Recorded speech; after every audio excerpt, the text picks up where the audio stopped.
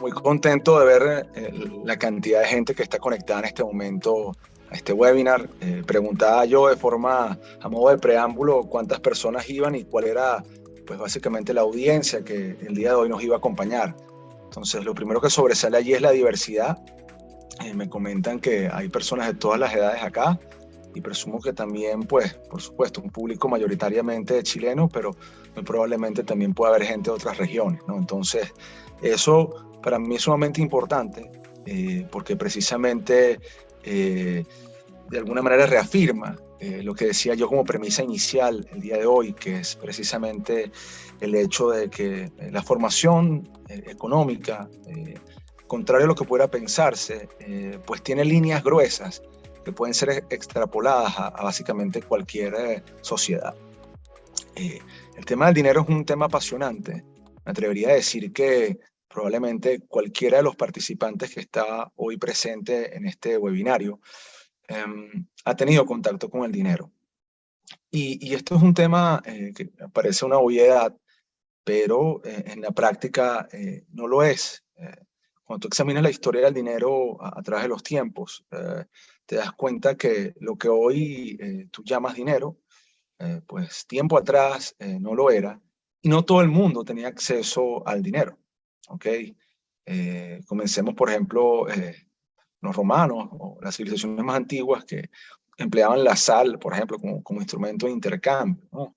Quienes tenían acceso a ese tipo de bienes, pues no eran todas las personas. De hecho, el propio concepto de persona era algo que estaba en duda y que fue a través de los años que fue cobrando, si se quiere, vigor y, si se quiere, un sentido de uniformidad. Pero así como la propia noción de persona a lo largo del tiempo fue algo que estuvo sujeto a debate, pues la misma noción de dinero a lo largo del tiempo, pues también estuvo de alguna manera asignada por un proceso de evolución. Entonces, el dinero, como lo vemos hoy día, tal vez es la mayor fuente de pacificación que ha tenido la historia de la humanidad. Y este no es un tema menor, porque constantemente cuando se politiza el tema del dinero y expresa pues expresas visiones ideológicas, lamentablemente se pierde de vista cuál es la importancia que tiene el dinero a lo largo de la historia. Al igual que el comercio, y esto es algo que probablemente hayan visto en otros espacios de cursos formativos con la Fundación para el Progreso y pues otros centros de pensamiento que van alineados en la misma exposición de ideas, eh, es gracias al comercio que hemos sido capaces pues de evitar guerras y de pacificar sociedades. Y un elemento esencial para poder desarrollar todo lo que es como tal la estructura del comercio es la existencia del dinero. Casualmente yo estaba un par de días atrás explicando un tema muy semejante a una audiencia que constituía una de las barriadas más pobres de Venezuela. Y yo le decía a estos muchachos, a los cuales les explicaba la importancia del dinero, que gracias al dinero, pues básicamente tú tienes intercambio pacífico entre sociedades y entre personas. Yo le decía a ellos, y lo llevo ahorita al caso de ustedes para ponerlo más en su territorio, ¿no? Si tú fueras a comprar una sopaipilla, ¿verdad? O un pisco, y tú no tienes dinero, la gran pregunta que tú tendrías que responder es con qué instrumento tú vas a ser capaz de tener un intercambio pacífico, porque de lo contrario no hubiese ningún tipo de actividad comercial.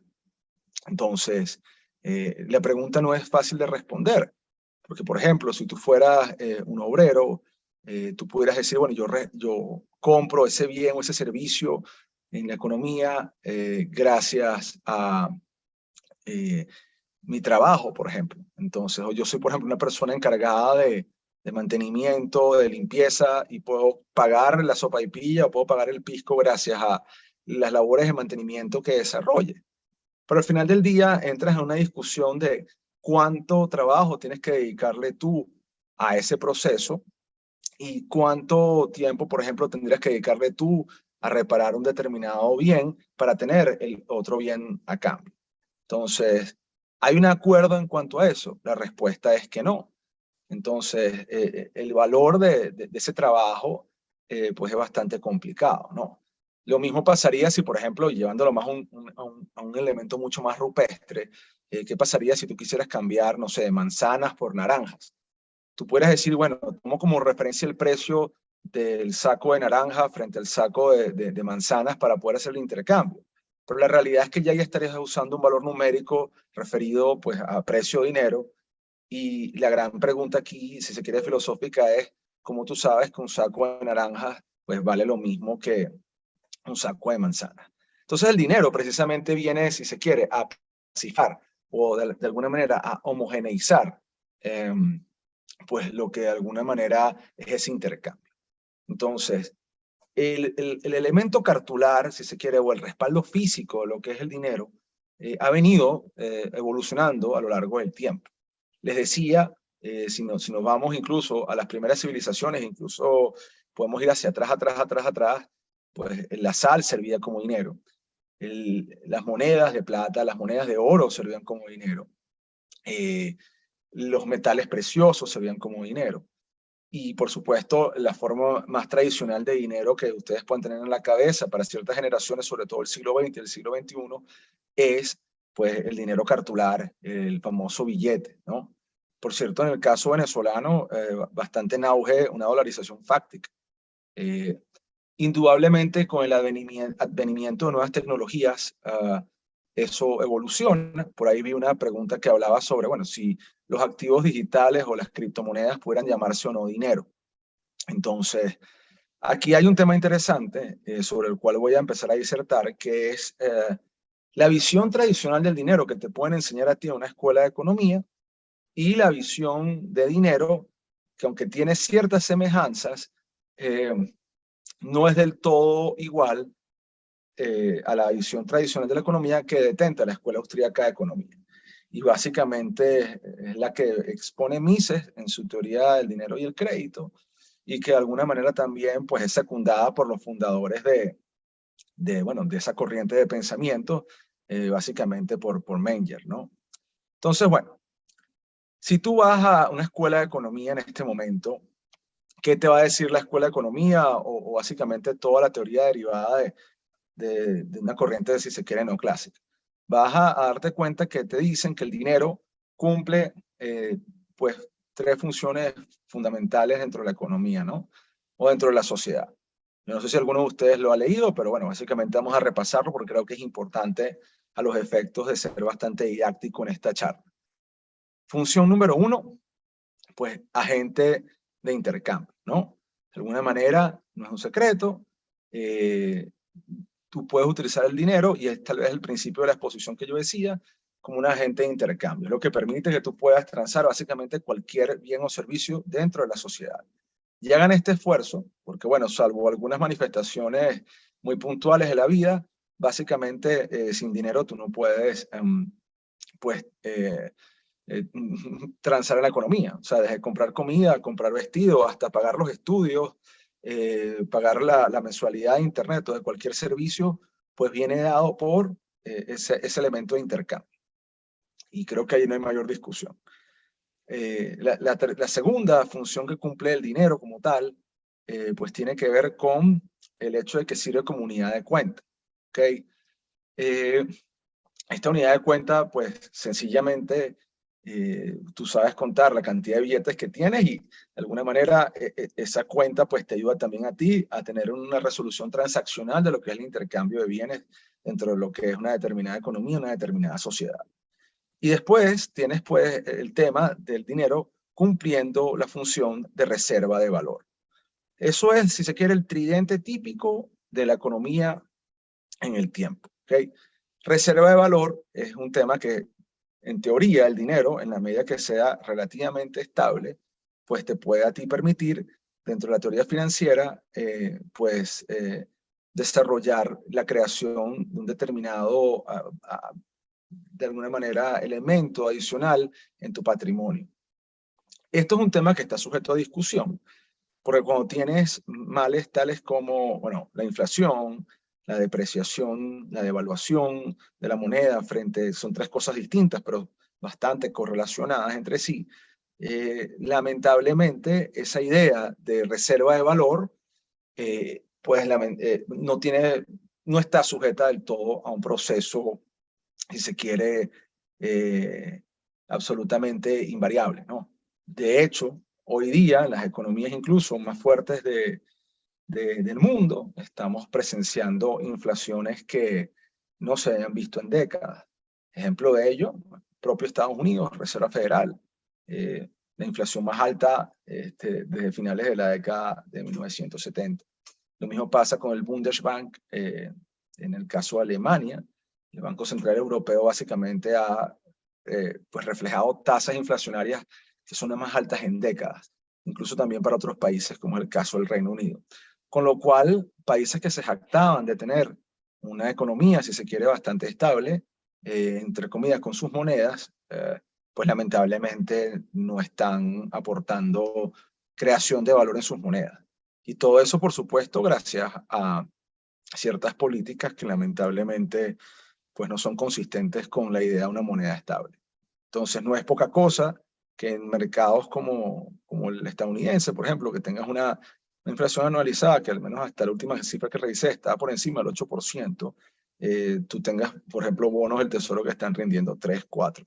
Eso quiere decir que por cada $100 que tú tienes anualizados, pues están valiendo 8 puntos menos. Entonces, en la práctica tendrías 92.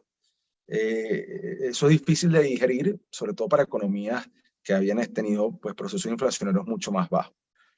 Tal vez en hiperinflaciones, como es el caso venezolano, en el cual no voy a desarrollar mayor detalle, pues por supuesto el tema es mucho peor, básicamente llevando a la destrucción total de la cooperación social a través del signo monetario, ¿no?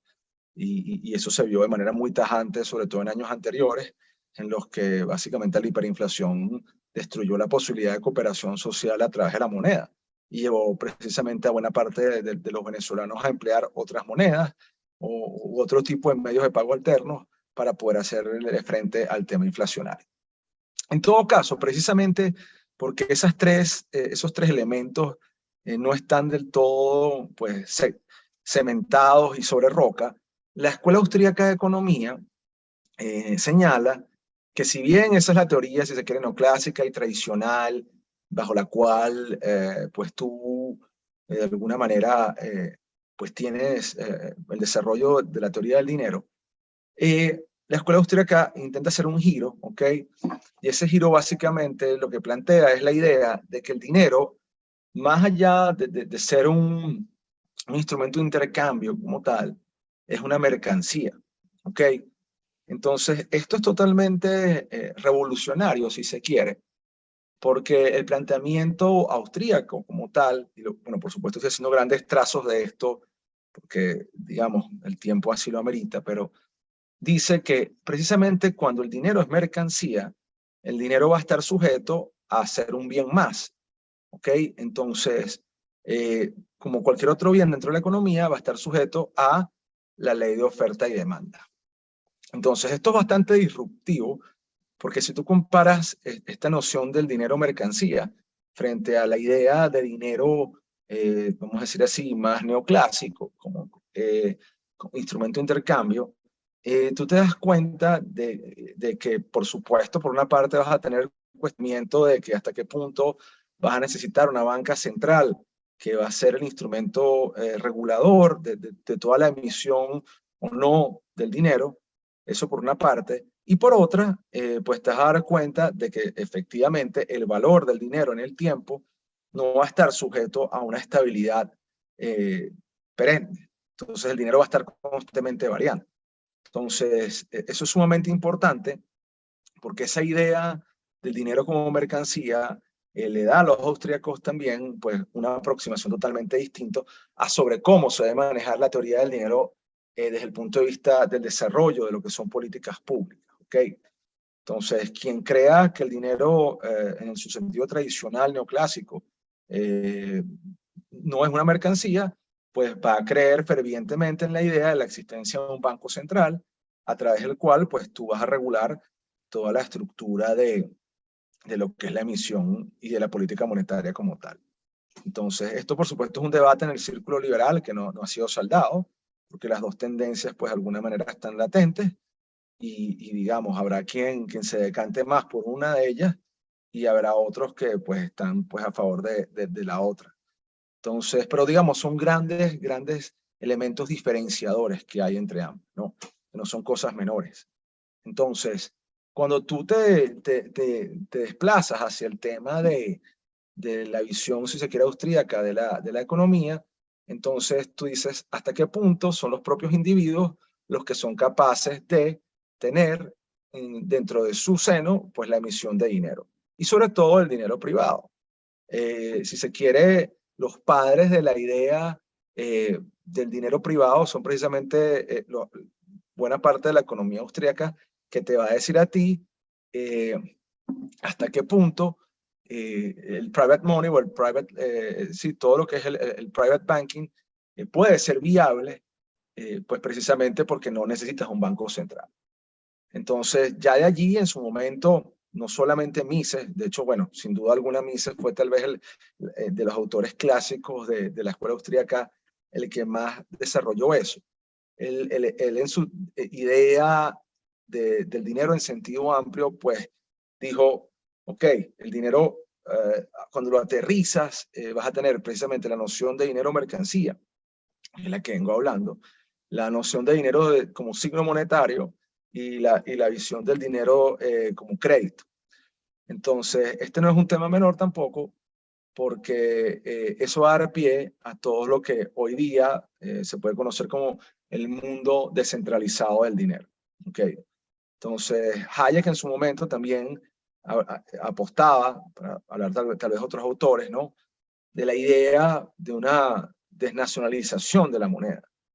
¿Okay? Entonces, esa idea, si se quiere, del ciclo crediticio, etcétera, etcétera, creía que podía ser de alguna manera suplantada por una idea de desnacionalización del dinero que al final se traducía en un sistema de préstamos privados y de reservas fraccionadas que no eran las típicas clásicas establecidas por el banco, sino que iban a estar, en el caso de ellos, respaldadas por el patrón oro. Para ellos el oro de alguna manera era el commodity más estable y que a lo largo de la vida había pues probado en sucesivas ocasiones a lo largo de la historia que era lo más estable que podía pues tener el respaldo cualquier tipo de emisión dineraria. Entonces, ha habido grandes, digamos, zanjas, si se quiere, dentro de lo que es el proceso de emisión de dinero, ¿no? Porque, por una parte, y esto es importante decirlo, no es poca cosa que tú digas que emitir dinero respaldado con oro pues puede ser totalmente viable en el mundo moderno frente a la imposición, si se quiere, mayoritaria de la noción fiat, que de alguna manera también ha reinado incluso en el mundo descentralizado del dinero, ¿no?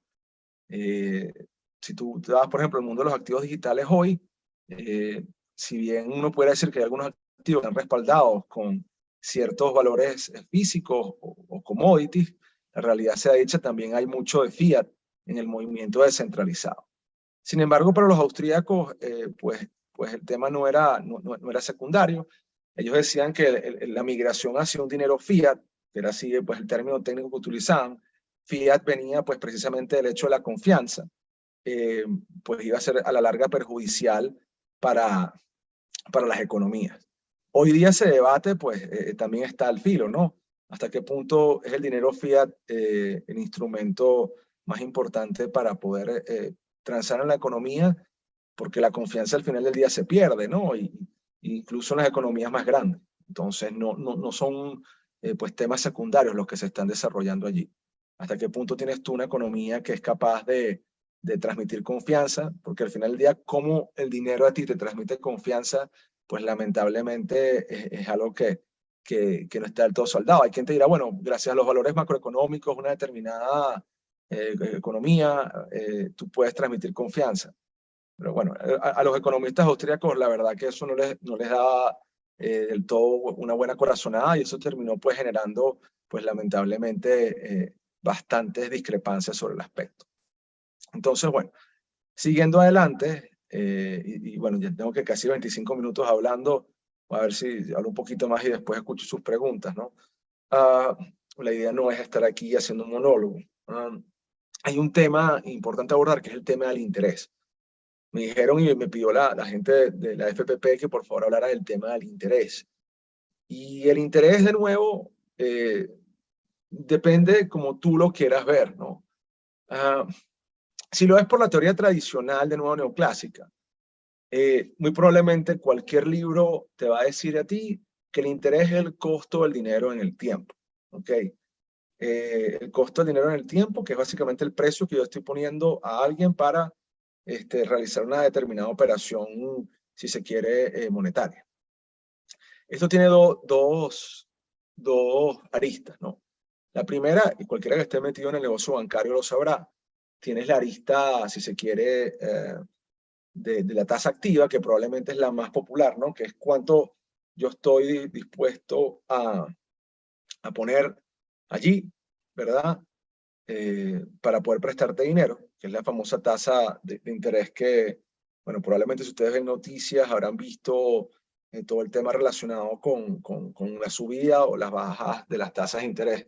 Entonces, estas bajas, las tasas de interés activas es básicamente el dinero que yo estoy dispuesto a prestar a cuánto. Entonces, supongamos, estaba ahorita revisando las tasas chilenas por tema de curiosidad, creo que está alrededor del 7% anualizado.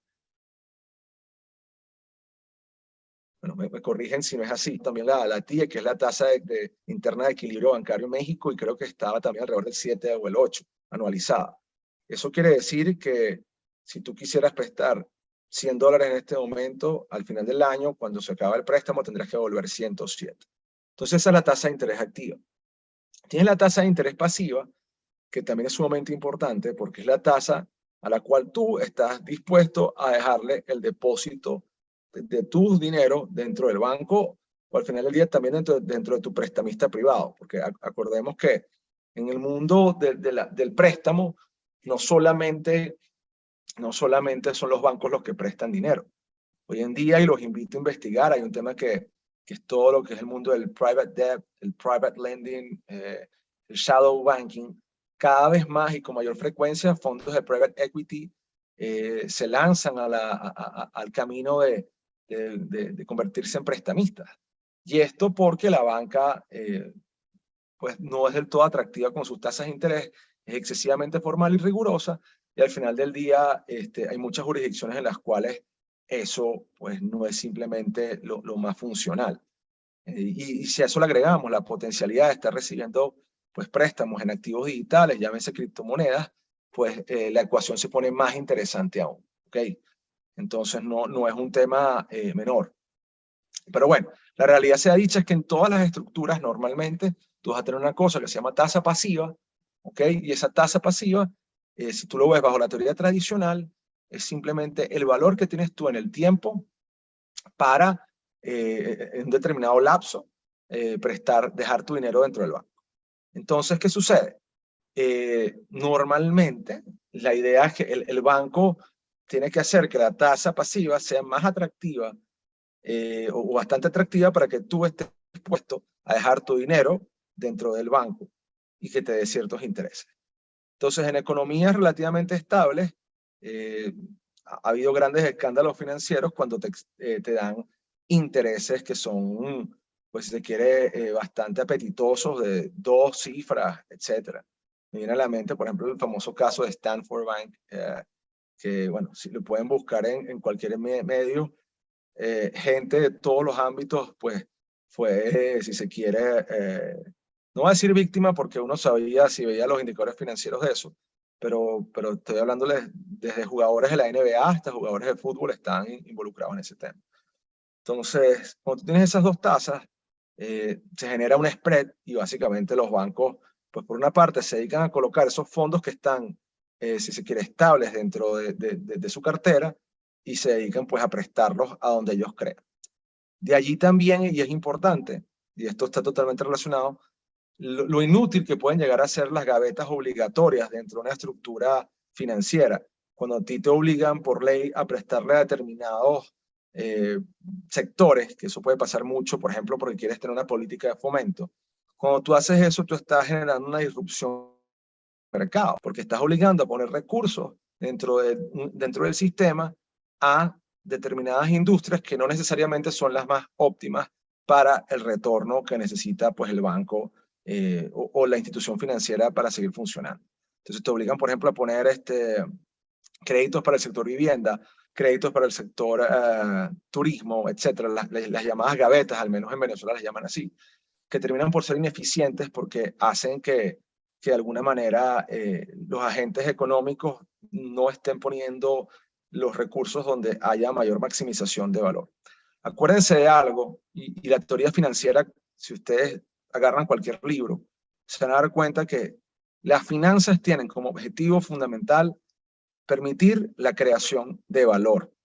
Y cuando tú hablas de crear valor, bueno, eso se traduce no solo en la creación de riqueza, ¿no?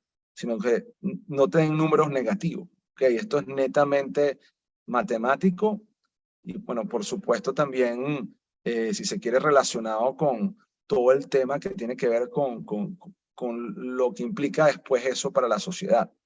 Entonces, cuando a ti te obligan a desviar recursos por ley para lo que tú crees que puede ser más eficiente, lamentablemente, y esto lo dicen los austríacos de forma bastante repetida, tú generas una disrupción en un ciclo que lamentablemente va a traer consigo también expansión de ciertas áreas de la economía que después van a caer en recesión y lamentablemente vas a generar un proceso de destrucción en la creación de riqueza dentro de una sociedad.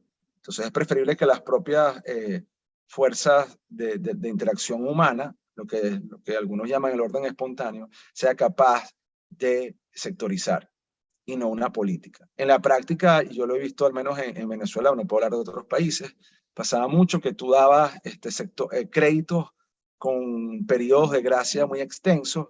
Estos periodos de gracia extensos lamentablemente terminaban por convertir en donaciones los créditos, ¿ok? Entonces ya digamos, la noción de la accountability que tenías tú, la responsabilidad que tenías tú como deudor, se anulaba por completo, por un lado. Y además de eso, en el tiempo estabas regalando el dinero, no tenías ni siquiera la obligación de retornarlo. Pero al mismo tiempo, entonces, tú no tenías ni siquiera la responsabilidad como accionista para crear valor, porque al momento que tú recibías básicamente una donación, la asignación de esos recursos dentro de cualquier proyecto se volvía ineficiente. Entonces, muchas veces esto venía como consecuencia de las políticas públicas que estaban desarrolladas como consecuencia de ello. ¿De acuerdo? Entonces, bueno, no es un tema sencillo, pero sin lugar a dudas el tema de las tasas de interés a lo largo del tiempo pues termina de ser determinante. ¿Ok? Porque tanto la captación como la asignación de recursos están asignadas por ese valor. Ahora, ¿en qué se diferencia la noción de interés tradicional, vamos a llamarlo así, como la he venido exponiendo yo, de la noción que está fundada en la escuela austríaca? Pues básicamente, y de nuevo, esto muy a vuelo de pájaro, como decimos aquí, porque digamos, esto tiene que profundizarse mucho más.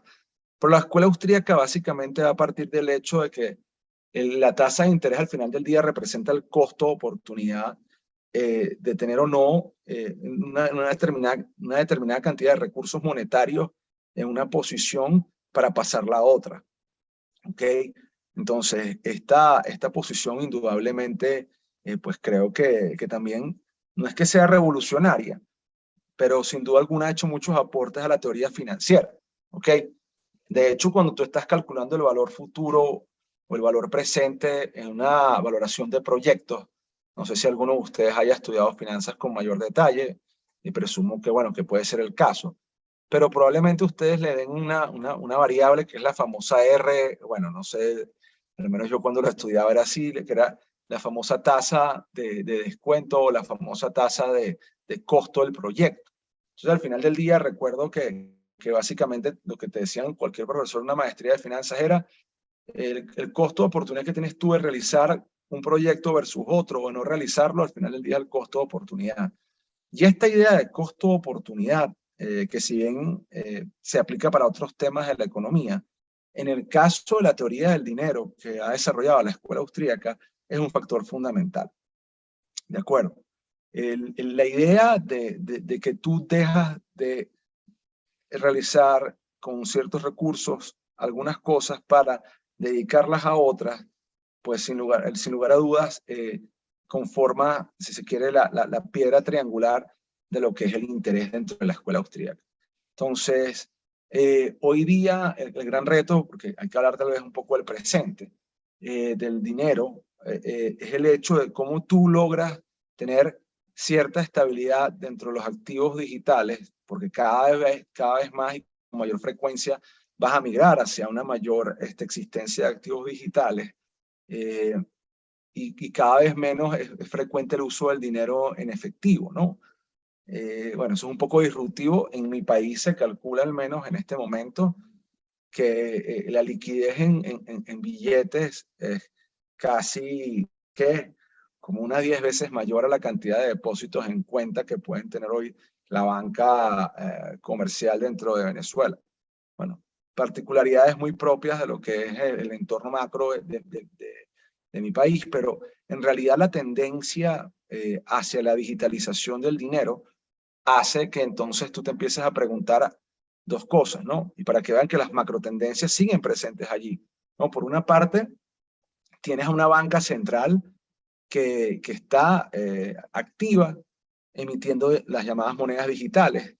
No sé si han tenido oportunidad de estudiar el tema, les digo aquí un poco breves pinceladas, pero China ya comenzó a hacer pruebas piloto con algunas poblaciones que tiene en regiones determinadas sobre la emisión de yuanes digitales, ¿ok? La República de Bahamas, no sé si el nombre oficial de Bahamas es República de Bahamas, pero la isla de Bahamas también emitió moneda digital. Y si mal no recuerdo, leí en The Economist que la zona euro estaba planteando tener para 2024 la emisión de dinero digital. Entonces, esta emisión de dinero digital, si se quiere, serían notas en cuenta corriente. Estoy aquí yo presuponiendo un poco si estuviera manejando la banca central, ¿no? Apuntaladas, si se quiere, y respaldadas netamente por la propia política monetaria del Banco Central correspondiente. Entonces, tienes por un lado esa tendencia que sigue su camino y tienes por otro lado, pues la tendencia, aunque no he leído todas las preguntas que están haciendo ahí en el Q&A y en el chat, pero tienes la tendencia del dinero digital descentralizado.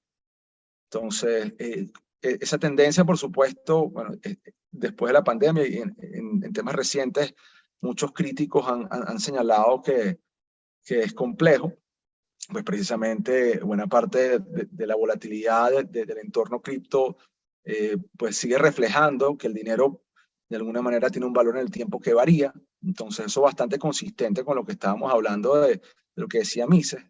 Pero indudablemente pareciera que los sistemas de pago y la banca digital está avanzando a pasos avasallantes, a un proceso de transformación que al final pues también te lleva a ti a un proceso de desnacionalización del dinero, ¿no? Cada vez más, les he hecho este cuento, creo que esto es importante que lo sepan. En el caso venezolano, pues por ejemplo, es más frecuente que tú uses pasarela de pagos internacionales. Y ojo, eso de alguna manera creo que se puede replicar en otros países, ¿no? Conozco sistemas de remesas digitales en países en vías de desarrollo, tanto en África como en Asia, que básicamente están basados en Europa Oriental o están basados en el Reino Unido, y de alguna manera están brindando soluciones digitales a personas que ni siquiera están en su propia jurisdicción. Entonces, ¿hasta qué punto el hecho de que se converja o no en distintas jurisdicciones habla ya de por sí de la existencia de una desnacionalización del dinero? Además, estás promoviendo la competencia y este tampoco es algo que es insignificante.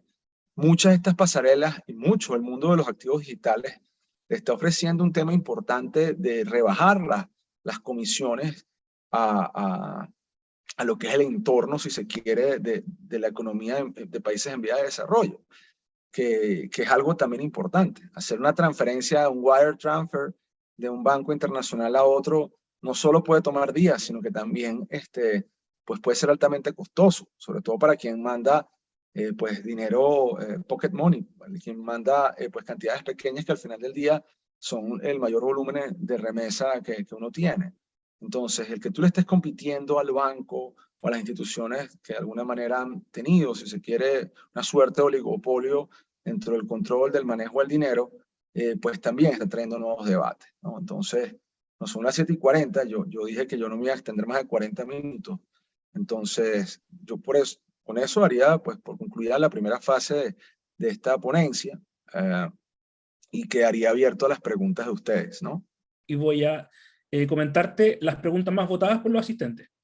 Ya la pregunta más votada en este momento por Gabriela dice, ¿crees que Bitcoin es el mejor dinero actualmente? Oye, vale, pero me siento como un reality show respondiendo eso, ¿no?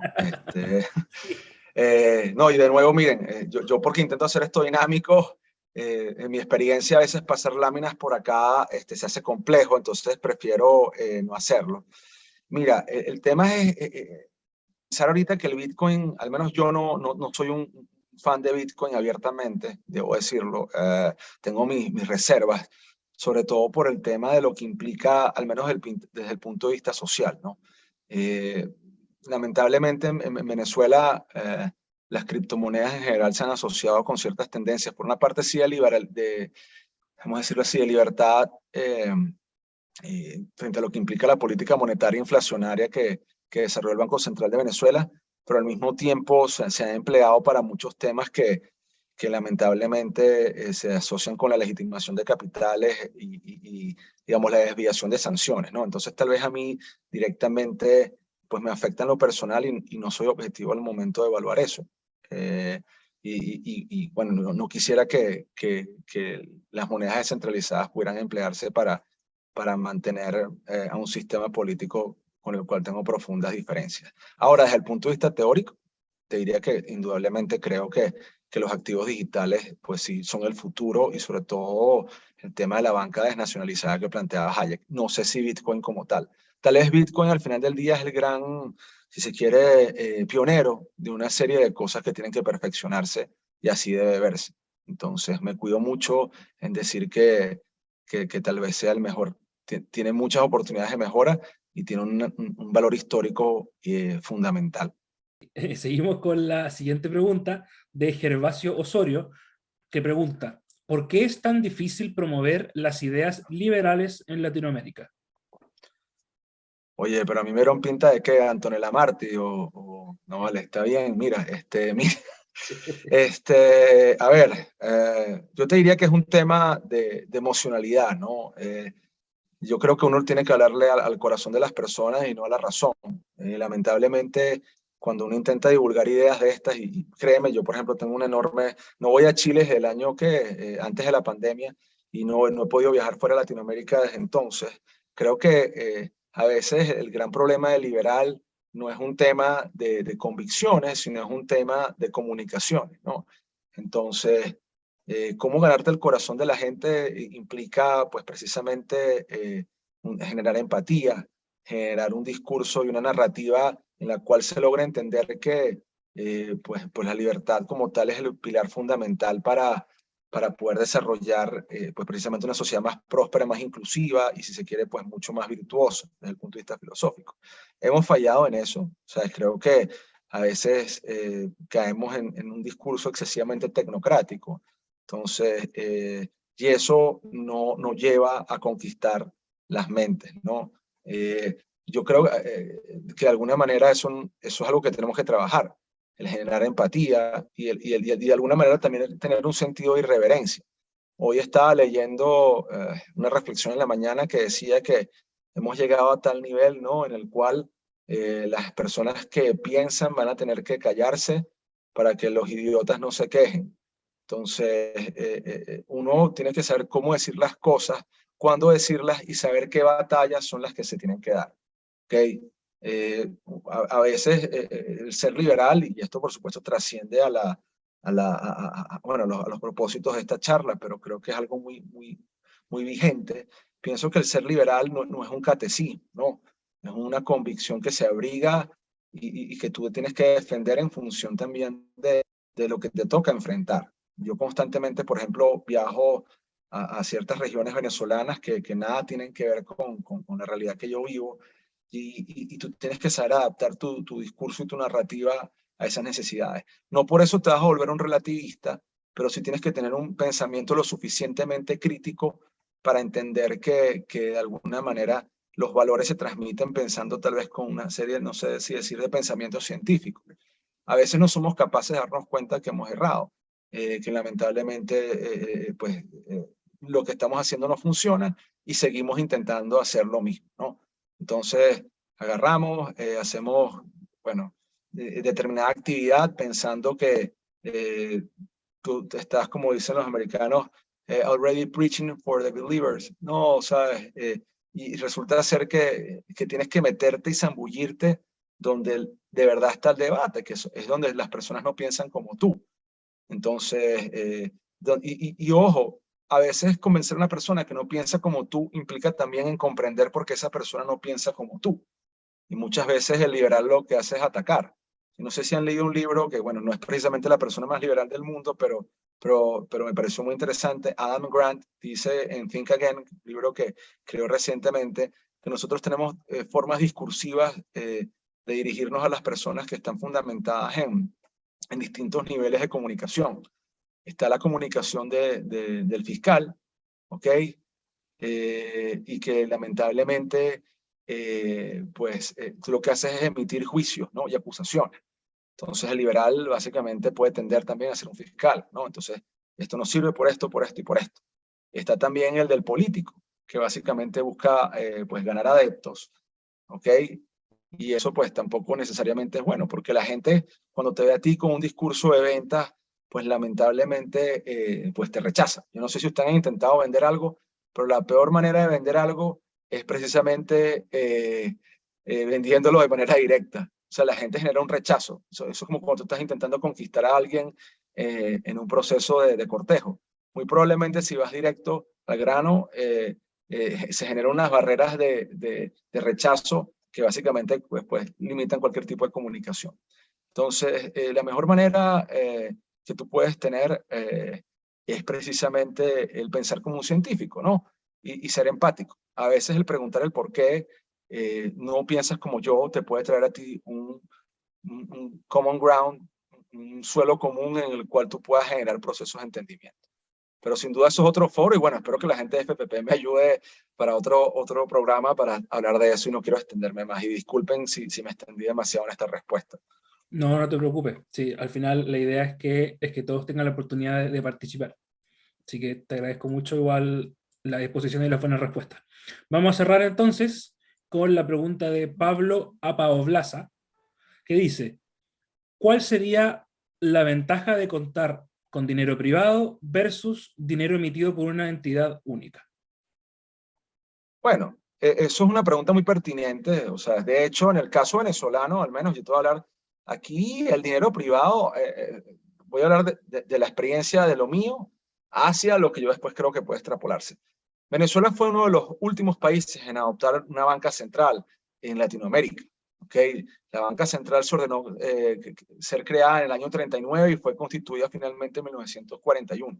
Antes de eso, la economía venezolana funcionaba básicamente a través de la emisión de dinero privado, por bancos privados. El Banco Mercantil emitía dinero, Banco Venezolano de Crédito emitía su propio dinero, que eran bolívares, que sí, era la moneda de curso legal, entre comillas, instaurada por el presidente Guzmán Blanco en 1879, pero que era un dinero que no estaba a manos del Estado.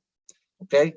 Después se crea la banca central y lamentablemente la banca central tenía un sistema híbrido en el caso venezolano. Tenías una banca que sí tenía el control del dinero, pero los accionistas del Banco Central eran empresas privadas. Eso en el año 1974 lamentablemente pasa a manos total del Estado y desde entonces pues pudiéramos decir que Venezuela no ha tenido un año de inflación que sea inferior creo que al 8% si la memoria no me falla en este momento. Tengo que revisarlo, pero bueno, la realidad es que somos un país altamente inflacionario. Entonces, ¿cuál es la ventaja que tienes tú precisamente cuando tienes dinero privado? Es el hecho de que tú tienes competencia, si se quiere, de monedas, ¿no? entonces tú vas a irte al mejor postor y de alguna manera también el Estado pierde la capacidad de controlar tu vida y a través de la política monetaria. Hoy día lo hace a través de los impuestos y lo hace a través también de la emisión monetaria de dinero fiat, y eso destruye el valor de tu esfuerzo. Entonces tú tienes que estar constantemente protegiéndote de manera, si se quiere, vamos a decirlo así, intuitiva. ¿Ok? Uno se protege intuitivamente. A lo mejor tú compras más bienes y servicios de lo que lo hacías antes porque sabes que van a subir.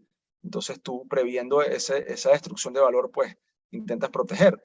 Entonces al final del día, cuando tú tienes una mayor competencia de dinero dentro de una determinada sociedad, pareciera que puedes tener mayor capacidad de refugiarte y de alguna manera de tener un escudo frente a las tendencias totalitarias y autoritarias que siempre están latentes, ¿no?